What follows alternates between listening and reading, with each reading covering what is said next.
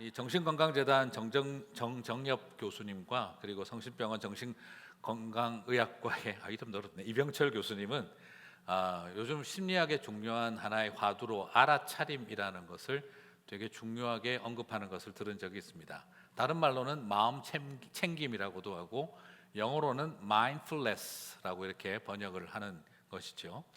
독일에서 의외로 이것이 굉장히 많은 관심을 갖고 있는데, 왜냐하면 사람들은 자기 생각과 자기 가치관과 자기 감정의 심리에 함정에 빠져서 헤어나지 못하는 경우가 많다는 거예요. 자기 내면의 심리의 감옥 속에 갇혀서 빠져나오지 못하는 경우가 많기 때문에 알아차림이라고 하는 이 과정이 굉장히 오늘 현대인들에게 중요하다는 것입니다. 내가 나 자신을 압박하고 내가 나 자신을 다그치면서 막 나를 괴롭게 만들고, 그러면서 동시에 누군가를 또 뜯어 고치기 위해서 애쓰고 노력하는 이런 마음의 태도를 갖게 되어진다는 거죠. 그래서 이런 마음을 갖다 보면 하다가 해봐야 소용없다 하는 무기력증이 밀려오기도 하고, 또 반대로 끊임없이 주변 사람들에 대한 더 깊은 분노를 가지고 폭력적 언어로 대하는 실수를 하게 된다는 겁니다. 그래서 무기력증에 빠지는 마음이나 공격적인 반응을 보이는 마음이나 두 가지가 다 자기 마음의 심리의 내면의 함정에 빠져 있는 상태와 같다는 것이죠. 그래서 어떤 때는 너무너무 지쳐서 연약해지고, 어떤 때는 그 연약함이 완악함이 되고, 또 그 완악함이 다시 연약함이 되어지는 그 악순환의 고리를 왔다 갔다 하며 무기력한 마음에 절망했다가 분노하는 마음에 떨었다가 이 사이를 온탕 냉탕을 왔다 갔다 하듯이 마음이 흔들린다는 것입니다. 그러면 너무 어렵게 생각하지 말고 집에서 보면 그렇죠. 자녀들을 바라보면서 어떻게 하든지 내가 이걸 고치고야 말리라 하는 그 마음을 가지고 딸내미 입술에 빨간 립스틱만 바르고 나가도 누구를 홀기려고 막 이런 거친 말들을, 짧은 치마만 입으면 막 다리 몽둥이를 부러뜨린다는, 요즘 뭐 미국에서 그럴 일은 없겠지만 그런 말들이 막 거칠게 쏟아져 나오는, 그게 마음속에 자기 안에 갇혀 있는 마음 때문에 무너지고, 또 그러다 보면 어느 날 앉아서 다 필요 없고 애비 말 하나도 안 듣는 자식들 앞에 내가 무슨 희망 있나 입 다물고 고개 돌리고 벽 쳐다보고 살아가는 그런 무기력감에 밀려들기도 하고, 자녀들과 배우자와의 관계, 그리고 직장과 일터에서의 관계 속에 어느 날은 무기력증에 빠졌다가 어느 날은 분노에 떨다가 자기의 감정의 함정에 빠져 있는 상태에 있다는 거죠. 그래서 회사 가서 괜히 열받으면, 그죠? 귀에서 이어폰 안 빼? 어디 눈 똑바로 뜨고 쳐다봐 막 자꾸 이러는, 그래서 이런 어떤 자기도 모르는 그 분노를 표현했다가, 그리고 또 돌아앉아서는 다 쓸데없고 말해봐야 소용없고 그냥 이 내 말 하나도 안 들어주는 이놈의 세상, 그러고 혼자서 또 침체에 빠져 있기도 하는 그런 우리의 양면적 모습이 일어난다는 겁니다. 이럴 때 뭐가 필요하다는 거죠? 알아차림이 필요하고 자신의 속내를 들키는 작업이 필요하다는 거죠. 그래서 우리 한국말에 이 알아차린다는 말은 안다와 차린다는 동사가 합쳐진 건데, 안다는 것은 어떤 사실이나 상태에 대해서 의식을 통해 깨닫거나 아니면 감각을 통해 느끼는 단계를 말한다는 겁니다. 그걸 우리는 안다라고 하는 거죠. 차린다는 것은 상을 차린다, 뭐 정신을 차린다, 뭐 이러는 말처럼 기운이나 정신을 가다듬어 원래의 좋은 모습을 되찾아간다는 이런 의미가 있죠. 그래서 알아차린다라고 하면 알고 깨닫고 느껴서 정신을 가다듬어 자기다움을 되찾아간다라고, 그게 알아차림의 모습이다라고 정의를 할 수 있겠습니다. 자, 여러분, 우리 좀 서로 나 자신을 좀 알아차리고 살았으면 좋겠습니다. 어느 틈에 내 감정과 내 심리의 함정에 감옥에 빠져서 내가 도대체 뭘 하고 있나, 나는 지금 어떤 상태에 있는지를 모른 채 이 감정에 따라 널뛰기를 하고 있는 우리들을 보게 되는 거죠. 그리고 나서 알게 됩니다. 내가 막 누군가를 흔들고 있는데 사실은 나를 흔들고 있다는 걸 발견하게 됩니다. 내가 다른 사람을 힘들게 하고 있는 줄 알았는데 결국 내가 나 자신을 힘들게 만들고 있었다라는 것을 발견하게 되죠. 그래서 어느 날은 무기력증에 빠졌다가 어느 날은 그냥 깊은 분노와 상한 감정에 사로잡혔다가 그 사이를 오가게 되는 것이죠. 그래서 알아차림이라는 건 하나의 두 가지 과정인 것 같아요. 첫 번째는 내가 나 자신의 속내를 들키는 시간입니다. 내가 내 내면을 들키는 시간이 첫 번째 알아차림인 것 같아요. 그렇죠? 하나님에게 들키는 거 아니에요. 하나님 이미 다 알고 계세요. 문제는 내가 나한테 속고 살아가고 있는 거죠. 나는 다 옳아서 의로워서, 나는 아들 걱정해서, 딸 걱정해서 하고 있는 거라고 생각하고 있지만 내 가슴 속에 다른 상처와 분노가 뱀처럼 또아리 틀고 있었다는 것을 들켜야 된다는 거죠. 여러분, 여러분의 마음의 속내를 들키지 않으면 그것은 해결책을 찾기가 어렵다 하는 것입니다. 내 안에 있는 아들을 위한 거야, 이게 딸을 위한 거야, 이게 내 남편을 위한 거야, 아내를 위한 거야, 이게 다 우리 집안을 위한 거야 라고 말을 하고 있지만, 그러나 사실 내 마음속 깊은 곳에 있었던 상처와 분노와 미움이 들키지 않고서는 우리가 그 문제를 바로 풀어갈 수가 없다는 겁니다. 알아차림의 첫 번째는 내 속내를 나에게 들켜야 합니다. 그리고 두 번째는 하나님 안에서 원래 내가 회복해야 할 원래의 모습이 무엇인지를 알아차려야 합니다. 그것을 알아차리고 나면 내가 이렇게 살아야 할 존재인데 하는 것을 발견하게 되는 것이죠. 여러분, 영적으로 하나님한테, 하나님 다 알고 계시고 여러분 자신에게 들키십시오. 자꾸 아닌 것처럼 묻어두고 숨겨놓으려고 하지 마시고 그냥 내 내면의 부끄러운 속내를 들키십시오. 그리고 하나님 안에서 내가 누군지 다시 알아차리시게 되기를 바랍니다. 그러고 나면, 속내를 들키고 내가 누군지 알아차리고 나면 우리의 영혼에 자유함이 임할 줄 믿습니다. 그 자유함을 꼭 누리시게 되길 주님의 이름으로 축복합니다. 이번에 안식월을 보내면서 저는 그 두 가지를 경험을 합니다. 성령님이 제가 저에게 속이고 살아왔던 저 자신을 들키도록 도와주시고, 그리고 내가 누군지를 다시 알아차리게 하시는 것을 참 많이 느꼈습니다. 사랑하는 성도 여러분, 우리 좀 들키고 삽시다. 자, 아직도 안 들키신 분들 계시죠? 나는 다 이유가 있고 의미가 있고 목적이 있고 다 대의가 있어서 그러는 걸로 자꾸 생각하고 계시는 수록 꼭 기억하십시오. 들켜야 된다.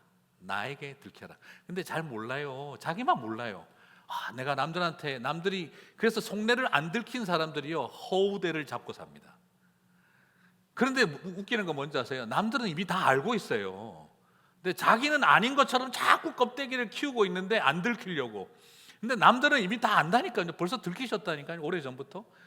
제일 가까운 배우자가 제일 먼저 한테 들켰는데 자기는 아닌 것처럼 하고, 자식들한테 다 들키셨는데 아닌 것처럼 하고 살아가요. 근데 사람들은 다 알아요. 자기만 몰라요. 주님도 알고 남들도 다 아는데 자기만 자기한테 안 들킨 줄 알아요. 무슨 말인지 모르겠다 하시는 표정들이 아직도 있으신데, 안 들킨 분들입니다. 여전히. 옆에 계신 분들 다 알고 계세요. 네가 그런 사람이라는 거. 그런데 나만 모르는 것처럼 하고 있는 거죠. 주님은 그걸 들키도록 도와주십니다. 그리고 내가 원래 가야 할 내 모습을 알아차리게 해주시는 거죠.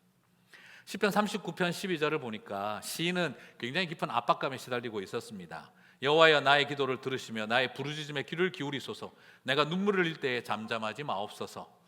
자, 이런 기도가 시편에 굉장히 많이 나오는데 굉장히 신앙적인 것이고 굉장히 하나님 앞에 기도하는 모습이기도 하지만, 그러나 다시 생각해 보면 지금 얼마나 아무리 예수님을 믿고 하나님을 믿어도요, 그냥 막 울부짖고 부르짖고 그리고 눈물 흘리고 그냥 막 몸서리치고 괴로워하고 못 견딜 만큼 아프고, 그래서 그냥 하나님 제발 나를 힘들게 하는 것들을 좀 제발 어떻게 좀 해주세요 하는 마음으로 부르짖고 있는 모습이 이 시인의 이야기입니다. 시편 39편 앞에부터 다 보면 그가 말합니다. 우매한 자들과 모략하는 자들과 나를 아프게 악인들이 막 그들 때문에 고통받고 있는 마음 속에서 부르짖고 눈물을 흘리고 소리 지르고 있는 거죠. 아무리 예수님 믿고 하나님을 알아도요, 우리가 어떻습니까? 마음의 바다가 평안하지 않아요.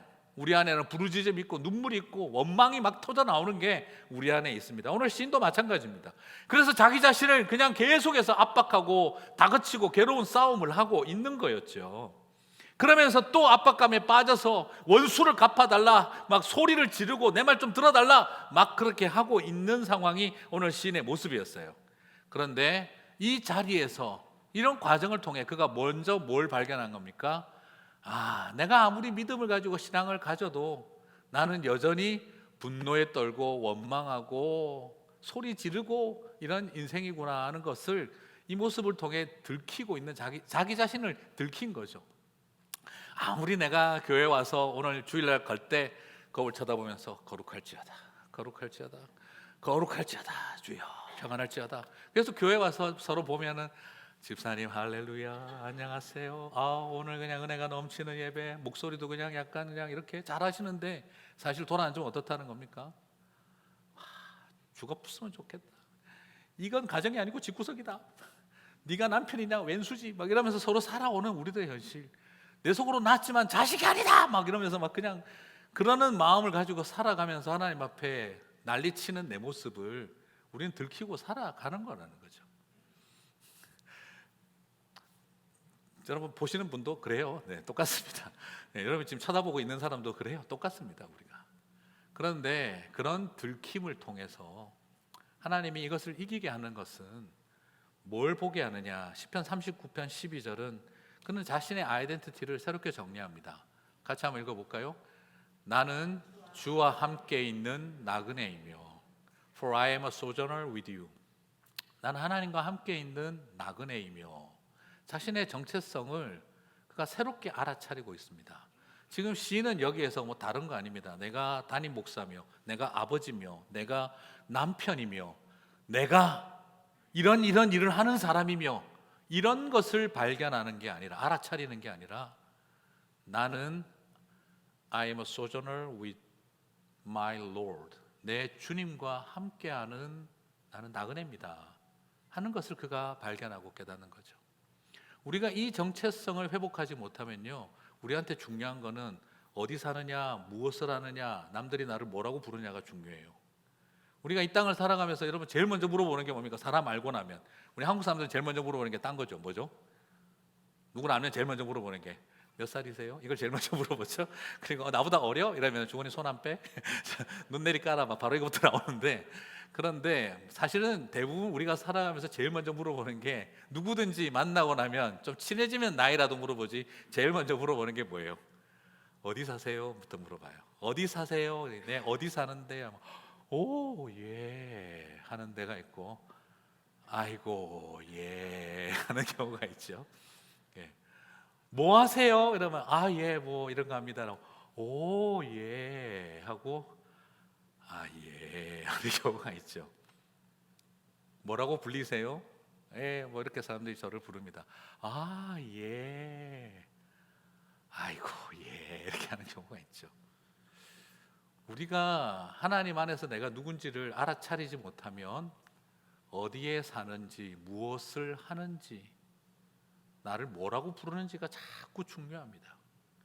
그리고 그 정체성을 온전히 회복하지 못하면 자꾸 나 어디 사는지 좀 물어봐 달라 그러고 내가 어떤 일 하는지 남들이 물어봤으면 싶고 내가 뭐라고 남들한테 불리는지를 듣고 싶어하는, 그러니까 마음이 허하신 분들이 꼭 비싸고 큰 반지 해가지고 괜히 이러시잖아요. 자꾸 누가 물어봐 달라고 좀. 그래서 여러분 명품을 입어도 꼭 이상하게 그런 분들이 있잖아요. 그죠? 시장에서 사와도 명품같이 보이는 분이 있고 명품을 입어도 시장에서 산 것처럼 보이는 분들이 있잖아요. 그래서 대부분 명품을 입어도 잘 몰라요. 그래서 명품 입은 사람들이 언제 제일 기분 좋은지 아세요?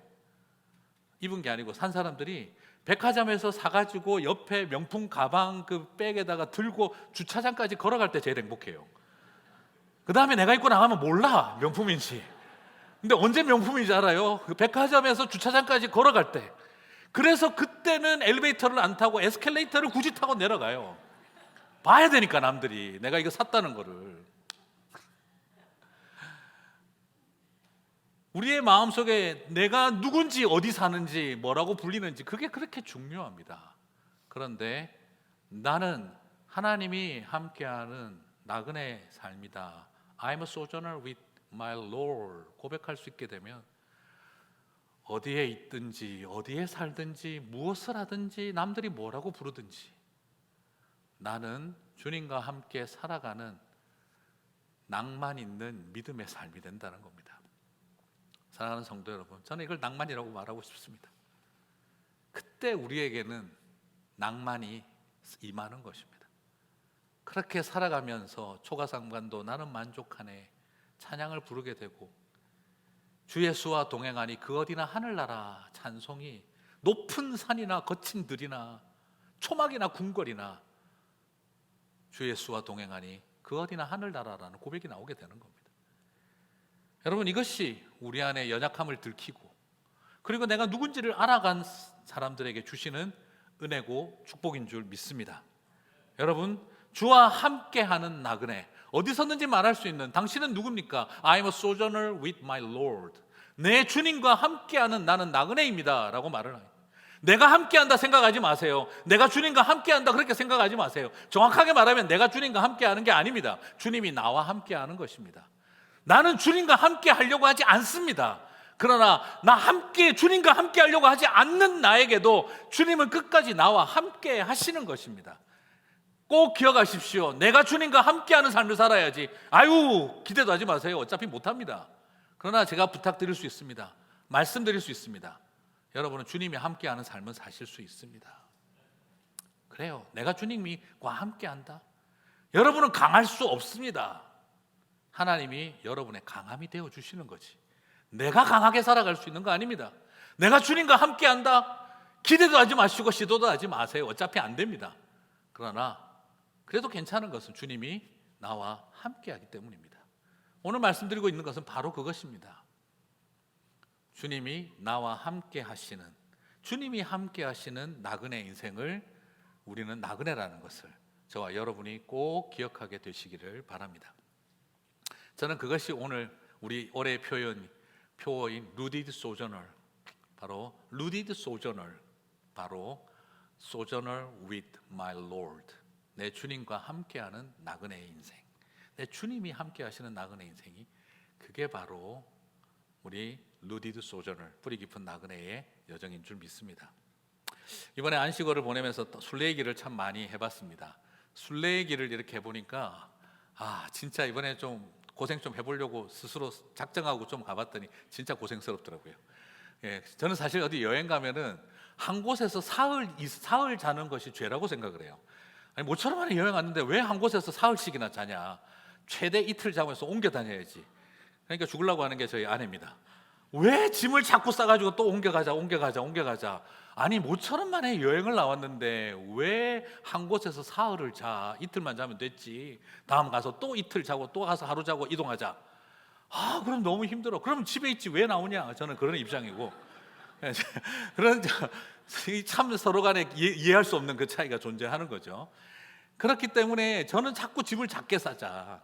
그러니까 떠나려고 하니까는 분명히 확실하게 그래요. 버림과 떠남이 있어야 따름이 있다는 거죠. 따라가려면 다 가지고 못 따라갑니다. 떠나야 되고 버려야 따름이 가능한 거죠. 저는 늘 그런 입장이었어요. 근데 이번에 이제 해보니까 나중에 저희 아내가 고맙더라고요. 좀 제발 한 곳에 있자는 말이 참 힘들어서 못 가겠더라고요, 저도. 근데 참 사람 마음이 그래요. 보면 여러분, 집에 있으면 백팩 메고 나가고 싶죠. 근데 백팩 메고 돌아다니면 어떻게 되죠? 집에 가고 싶죠. 목사님들도 보니까 똑같아요. 보면 공부시키면 자꾸 교회 가서 사역을 해요. 그래서 사역을 시키면 공부하고 싶다 그래요. 또 사람 마음이 참 묘하죠. 사역을 시키면 공부를 하고 싶고, 공부를 시키면 자꾸 사역한다고 가가지고 있고. 여러분, 우리가 잃어버리는 것들이 참 많은데요.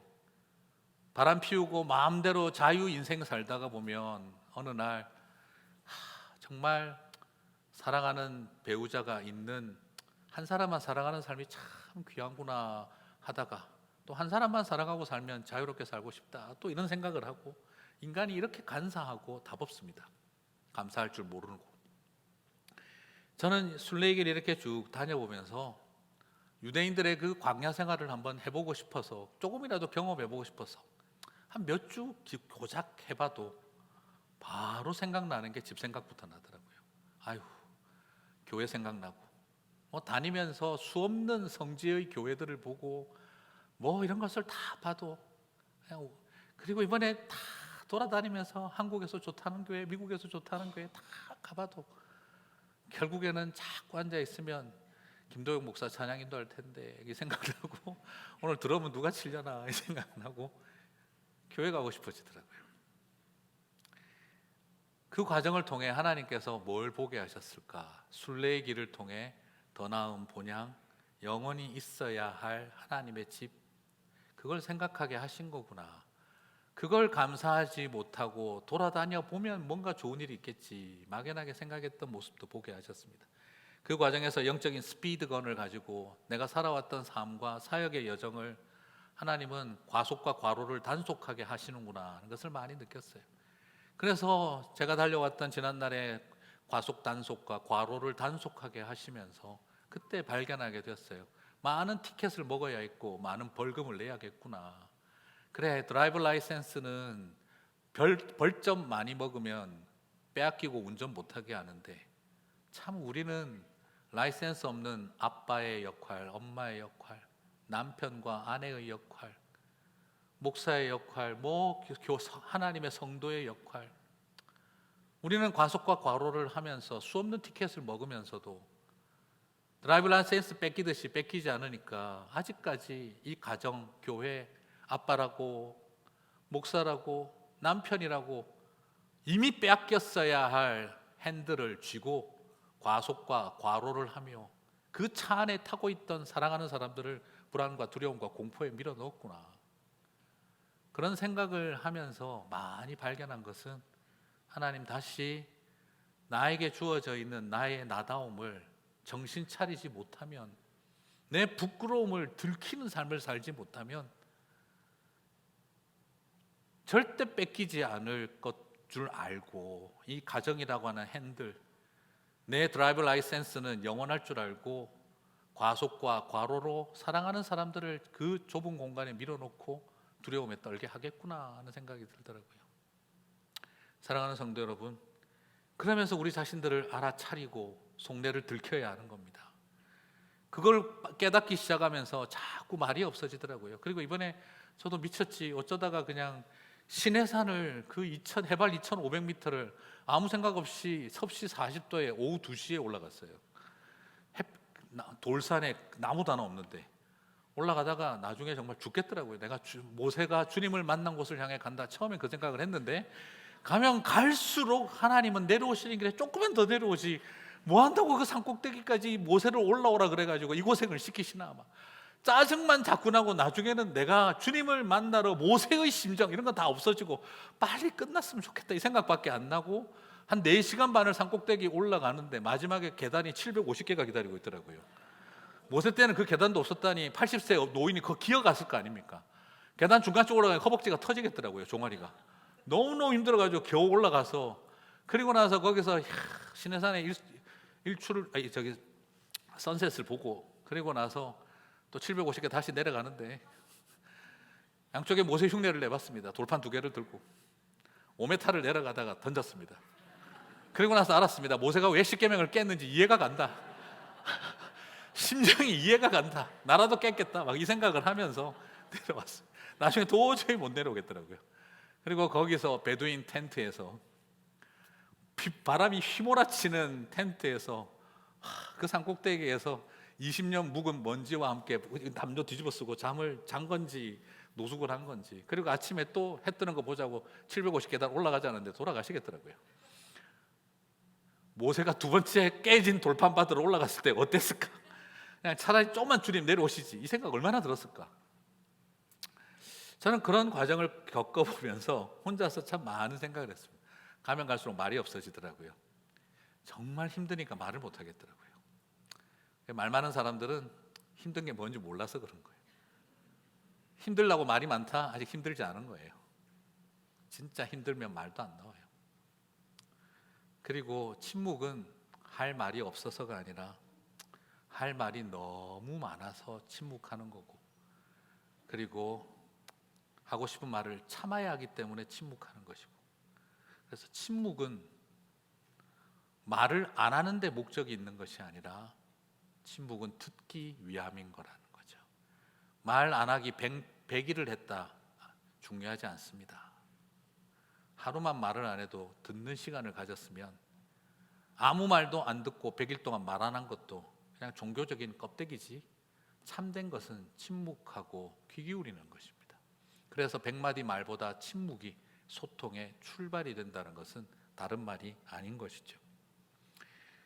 그런 과정을 겪으면서 하나님의 음성을 듣는 시간, 하나님 앞에 귀 기울이는 시간이 뭔가. 그러다가 또 페트라에 가서 거기에 와디럼이라고 하는 곳을 지나가다가 너무 멋진 것을 잘 보고 돌아오다가 와디럼이라고 하는 그 붉은 그 사막, 완전히 그 밀가루 같은 모래가 있는 곳에서 잘 가다가 낭패를 했습니다. 저녁 8시에 길을 잘못 들어가지고 길을 잃어버리고 헤매다가 사막 한가운데에서 차가 빠져버렸어요. 밤 8시에 차가 빠지고 나니 무지무지 당황스럽고, 같이 간 분은 선교사님 한 분, 둘이 막 밑에서 우리가 갖다 대고 막 그 빼고 막 이러다가 난리를 쳐도 안 돼요. 그래서 저를 이제 인도하신 그 선교사님이 당황을 하셔가지고, 목사님 제가 뛰어나가서 도움을 요청하겠습니다. 아유 선교사님, 여기가 어딘데 거기까지 또 어떻게 뛰어나가요, 여기 사막에 한밤중에. 걱정하지 말고 지나가는 차 있겠죠, 기다려 봅시다, 그럼 뭐든지 해봅시다 라고 막 하고 있는데 갑자기 조용한 거예요. 한참 왔다 딱 보니까 안 계셔요. 전화기도 놔두고, 물도 없는데 전화기도 놔두고 없어졌어요. 가지 말라고 그랬는데, 순간 그 생각이 들었는데, 선교사님 대답이 없어요. 선교사님 대답이 없고, 그 다음부터 선교사님 이렇게 이제 바뀌기 시작을 하고, 그러고 나서 가만히 생각해 보니까 사막 한가운데 지금 나 혼자 있다, 이 생각이 순간 딱 떠오르는 거예요. 이거 어떡하지? 그때부터 막 그냥 머릿속이 그냥 별 생각이 다 나고, 저녁 8시에 하늘은 새카맣고 별빛만 반짝이고, 그냥 주변에 보이는 건 전부 다 사막이고, 먼저 뒤집어 쓴 상태에 있다가 선교사님 어디 뛰어가 버리셨고, 저는 그때 이제 어떻게 하든지 뭘 하나 막 그러고 있는데, 여러분 아시죠? 제가 설교할 때 한번 농담을 했잖아요. 밤길 가다가 여러분 귀신 만나면 무서울까요? 사람 만나면 무서울까요? 네, 그게 말할 때는 쉬웠는데 진짜 사막 한가운데 있으니까, 이거 지금 사람이 와야 되는데 사람 오면 어떡하지, 이 생각이 드는 거예요. 그리고 나서 한 30분 또 지났나, 차 한 대가 마침 지나가길래 죽어라 한 20m를 그 모래를 뛰어가지고 가서 겨우 차를 잡았더니 말이 안 나와요. 너무너무 목이 타가지고. 그래서 도움을 요청했더니 자기는 아무 장비가 없다, 미안하다, 다른 사람 보내줄게 하고 가버렸어요. 그리고 나서 그 다음부터는 다른 사람 보내주면 그 사람이 그런데 도와줄지 강도가 될지 어떻게 알아, 막 이런 생각도 나고. 그리고 두 번째 차가 또 30분 뒤에 또 지나가는데 죽어라 뛰었는데 너무 멀리서 지나가서 놓쳤어요. 이제는 밤 9시가 넘어가고 9시 30분이 다 돼가는데 이제는 지나갈 차도 없을 것 같은데, 그때서야 기도가 생각이 나더라고요. 뭔가 내 손으로 해보려고 계속 애쓰다가 그때서야 기도가 생각이 나서, 하나님 도와주십시오. 그 짧은 순간에 뭐가 생각이 났냐 그러면, 그러고 보니까 작년에 내가 뉴스를 살짝 봤는데 요르단에서 베두인이 한국 사람 납치해서 죽였다는 뉴스가 갑자기 떠오르는 거예요. 생각도 안 했던, 이제 생각도 안 하고 신경 써서도 안 들었던 뉴스가 선명하게 기억이 되는데, 눈에 스치고 지나간 것도 위기 상황이 오니까 떠오르는구나 하는 걸 제가 그때 알았어요. 그게 떠오르고 혼자서 막 별 생각이 다 나고, 그리고 나서 기도하면서 하나님 도와주십시오. 그리고 하나님, 여기서 지금 만나는 사람이 강도 만난 자의 이웃이 될지 강도가 될지 모르겠습니다. 그리고 저는 강도 만난 자의 이웃을 만날 것인지, 내가 나를 강도 만난 자로 만들어줄 분을 만날 것인지를 제가 잘 모르겠습니다. 근데 하나님 정말 저를 좀 도와주십시오. 저는 그때 처음으로 무릎 꿇고 앉아서 계속 기도를 시작했어요. 한참 기도하는 가운데, 하나님 제 마음에 두려워 말라, 내가 너와 함께하고 너의 그 모든 여정을 내가 함께하는, 너는 나그네라는 걸 잊지 마라. 너는 나와 함께하는 나그네다. 오늘 이 말씀을 저에게 딱 주신 거예요. 너무너무 감사해서 이제는 기쁜 마음으로 눈을 떴어요. 그리고 그래, 이제는 천사를 분명히 보내주실 거야. 나와 함께하는, 나는 주님과 함께하는 나그네니까 괜찮아. 그런데도 불구하고 목사가 그 순간 딱 지나고 나니까 또 별 생각이 다 지나가는 거예요.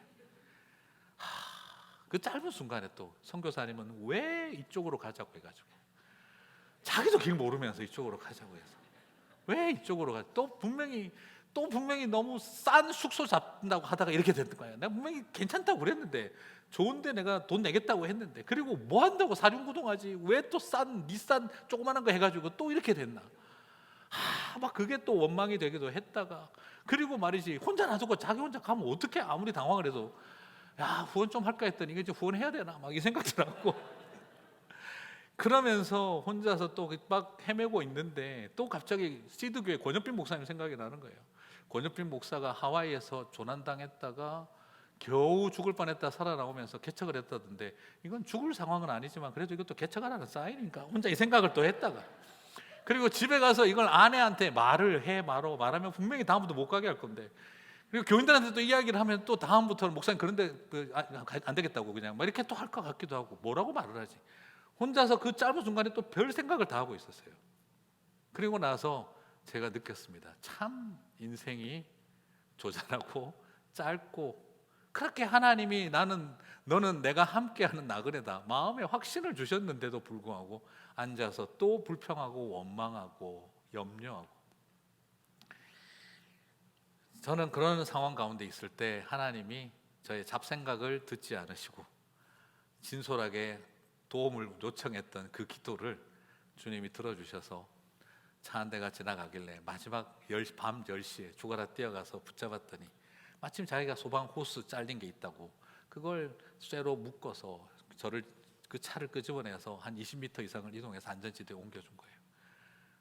아무 대가도 없이 그렇게 해주는 그 사람 너무너무 고마워서, 그나저나 이제 선교사님 어떡하나 했는데 저쪽에서 차 한 대가 멀리서 들어오던데 딱 그 차에 선교사님 타고 계신 거예요.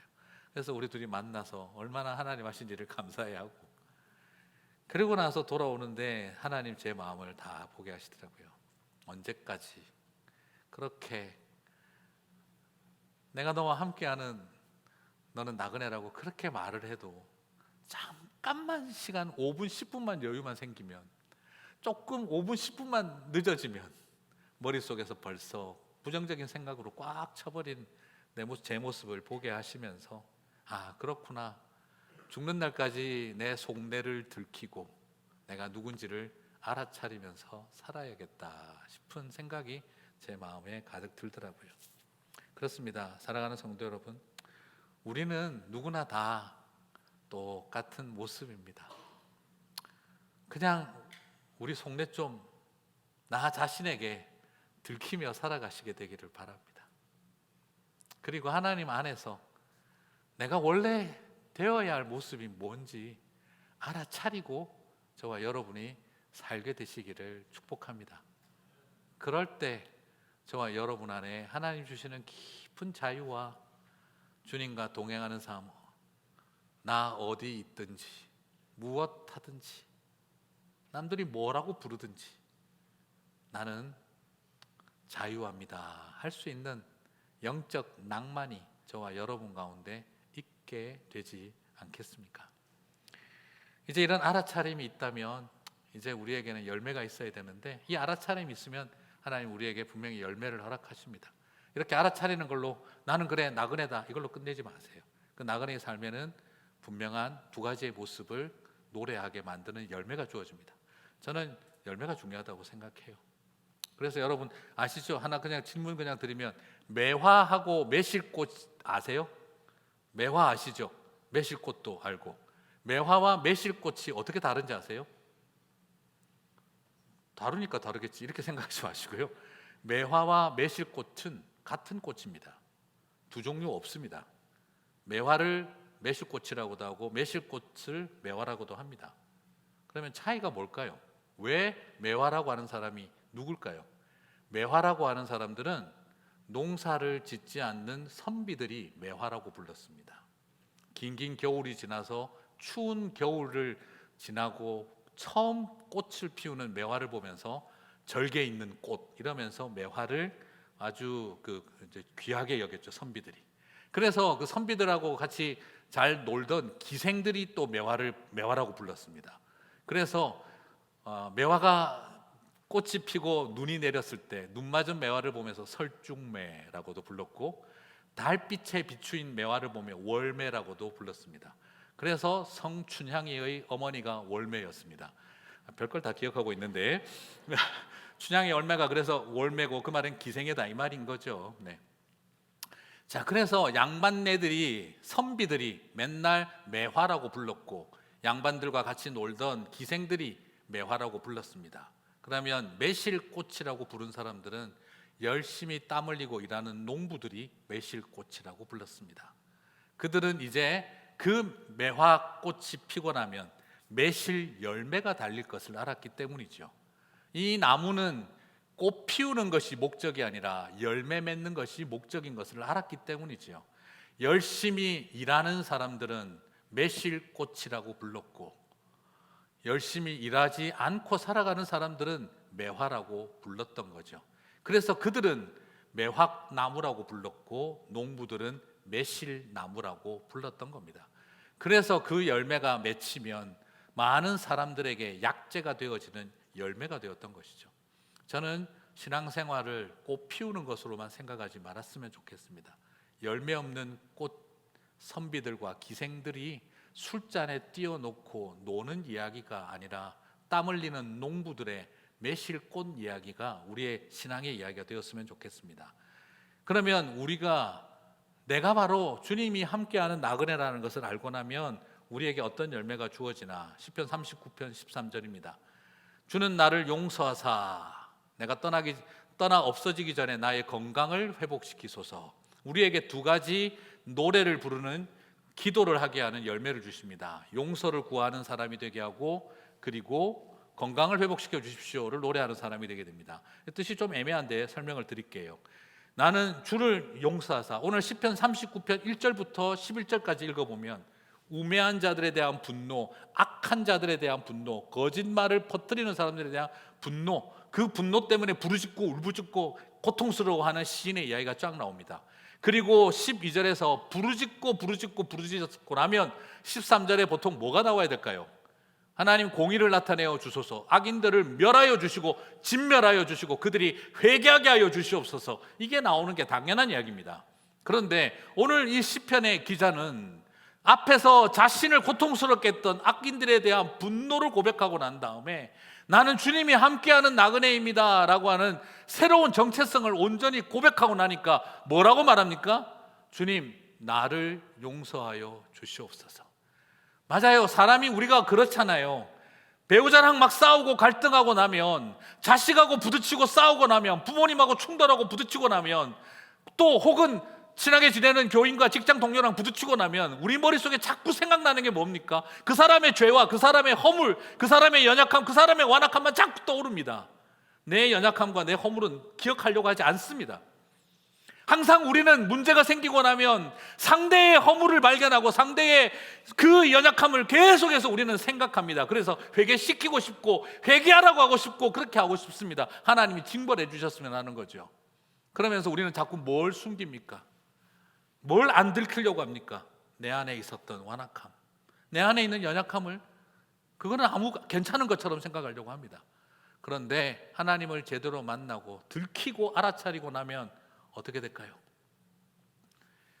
회개시켜 주소서가 아니라 나를 용서하옵소서. 지금까지 억울하다고 화난다고 소리치던 사람이 주님, 저를 용서해 주십시오 고백하는 열매를 맺게 하시는 것입니다. 여러분, 이것이 은혜인 줄 믿습니다. 오늘 이 부르짖음의 열매는 회개시킴이 아니라 오히려 내가 회개함이 되는 것입니다. 그 열매가 저와 여러분 가운데 있게 되시기를 바랍니다. 그리고 두 번째, 마지막으로 나의 건강을 회복시키소서. 갑자기 건강 이야기가 여기서 왜 나오나 싶은데, 이 건강을 회복시키소서 이 말을 보면은요, 원어적인 의미가 좀 다른 겁니다. 원어적인 의미는, 이 건강을 회복해달라는 이 원어적인 원어 표현은 뭐냐 그러면 I may smile again, 내가 다시 웃게 될 줄 믿습니다 입니다. 그래서 오늘 우리가 이 본문을 다시 보면 영어 성경 번역을 보시면 내 건강을 회복시켜 달라고 의역으로 번역을 해놓지 않고 한글 번역처럼 영어 번역은 원어적인 느낌에 맞게 I may smile again. 무슨 말이죠? 그렇게 부르짖고 울부짖고 원망하게 소리 지르던 사람이 나는 I am a sojourner with my Lord 고백을 하고 나니 I believe I may smile again. 이 열매를 맺게 되는 것입니다. 하나님 나를 다시 웃게 하실 줄 믿습니다. 사랑하는 성도 여러분, 그 열매가 여러분에게 꼭 주어지시게 되기를 축복합니다. I will smile again. I may smile again. I believe I smile again. 우리 그렇게 고백하게 다시 웃게 하실 줄 믿습니다. 저는 오늘 이 말씀이 알아차린 사람들에게 주신 축복의 열매라고 믿습니다. 말씀을 마무리하겠습니다. 그래서 신화에 나오는 시시포스를 보면은 헛된 바위를 굴리면서 산 정상을 향해 올라가는 모습을 보여주고 있죠. 말 그대로 그의 운명은 큰 바위 덩어리를 산 꼭대기까지 밀고 올라갔다가 그리고 그것을 다시 굴러 떨어뜨리는 것을 지켜보는 일이 그의 일입니다. 뭔가 열심히 하는 듯하고 능력 있어 보입니다. 저만한 큰 바위 덩어리를 밀 수 있는 능력자예요. 그리고 산 꼭대기까지 정상을 향해 올라가서 정상을 정복하는 삶을 살고 있습니다. 큰 바위를 움직이는 능력과 매일마다 정상을 정복하는 정복자의 삶을 살아가면 유의미한 것처럼 보이잖아요. 그런데 시지푸스의 이야기는 무의미한 허무로 가득 차 있습니다. 그래서 프랑스 철학자 알베르 까미는 시지프의 신화라는 책을 썼습니다. 수많은 사람들이 이 시지프의 신화를 추구하며 살아가고 있다는 것이죠. 여러분, 이 무의미한 삶을 살아가는 사람은 무능력한 사람이 아닙니다. 바위 덩어리를 하루 종일 밀만한 능력자입니다. 이 사람은 정상에 올라보지 못한 사람이 아닙니다. 매일마다 산 정상에 올라가는 능력자입니다. 그러나 그의 인생에서 그 무거운 바위 덩어리를 밀만한 능력과 산 정상에서는 승리자의 모습은 보이지 않고 참 무의미한 일을 매일매일 평생 하는구나 하는 생각이 듭니다. 이 땅을 살아가면서 혹시 저와 여러분이 시지푸스의 신화에 빠져 있는 것은 아닐까요? 능력이 없는 게 아니라 능력이 있는데 그 능력으로 늘 정상을 향해 올라가는데 결국 바위 굴리기만 하고 있는 내 모습은 아닌가? 혹은 무기력증과 낙심의 바위 덩어리 하루 종일 굴리고 있는 건 아닐까? 그 무거운 바위를 낙심과 절망과 무기력의 바위를 하루 종일 꼭대기까지 밀고 올라가고 있는 건 아닌가? 아니면 분노와 미움과 원망 덩어리의 바위를 하루 종일 굴리고 있는 것은 아닌가? 오늘 저와 여러분이 그 모습을 발견하면서 다시 온전히 나아갔으면 좋겠습니다. 그래서 바위와 함께 가는 시지푸스의 여정이 아니라 주님과 함께 가는 나그네 인생 되시기를 축복합니다. 그때 시인은 노래하는 겁니다. 시편 39편 7절 마지막 그는 이렇게 노래합니다. 우리 같이 한번 큰 소리를 읽어봅시다.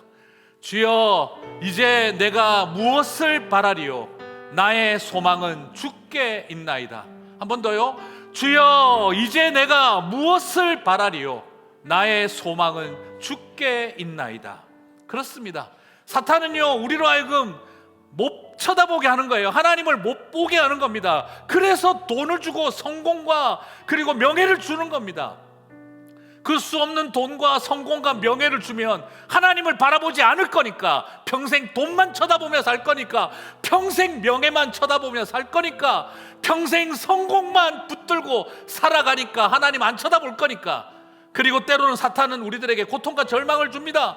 병을 주고 관계가 파괴되게 하고 절망하게 하고 낙심하게 하고 사람을 향해 미움을 갖게 하고. 그러면 어떨까요? 하나님 안 쳐다봅니다. 사람만 쳐다봅니다. 상황만 쳐다봅니다. 이놈의 집구석 하면 집구석만 쳐다봅니다. 그리고 병든 육신만 쳐다봅니다. 안 되는 것만 계속 쳐다보고 살아갈 겁니다. 그래서 하나님 안 쳐다볼 겁니다. 그래서 사탄은 우리들에게 유혹을 하기도 하고 절망을 주기도 하는 거죠. 그러나 하나님의 사람들은 그저 예배 드리면서 어쩌다가 주만 바라봅니다 하는 종교적인 수사가 아니라 처절한 영적인 선언을 하는 겁니다. 주여, 이제 내가 무엇을 바라리요? 나의 소망은 주께 있나이다. 그래요, 하나님. 돈으로, 명예로, 성공과 번영으로 나를 유혹하더라도 나는 주님만 바라보겠습니다. 어떤 육신의 질병이 있고 고통이 있고 장애가 있고 낙심이 있고 깨어진 관계가 있고 절망적인 형편이 있다 하더라도 나는 그것 바라보지 않고 주님만 바라보겠습니다. 이 선언이 사단의 모든 공격을 이기는 힘인 줄 믿습니다. 주님만 바라보십시오. 저는 분명히 믿습니다. I believe you will smile again. 저는 여러분이 반드시 다시 웃게 될 줄 믿습니다. Because you are a sojourner with your Lord, our Jesus. 우리 예수 그리스도께서 반드시 함께하는 나그네이기 때문입니다. 그 길로 승리하셔서 이것이 여러분의 노래가 되시기를 바랍니다. I will smile again. I will smile again. 내가 더 이상 주님 무엇을 바라겠습니까? 오직 주만 바라보겠나이다. 그 노래가 저와 여러분의 노래가 되시기를 주님의 이름으로 축복합니다.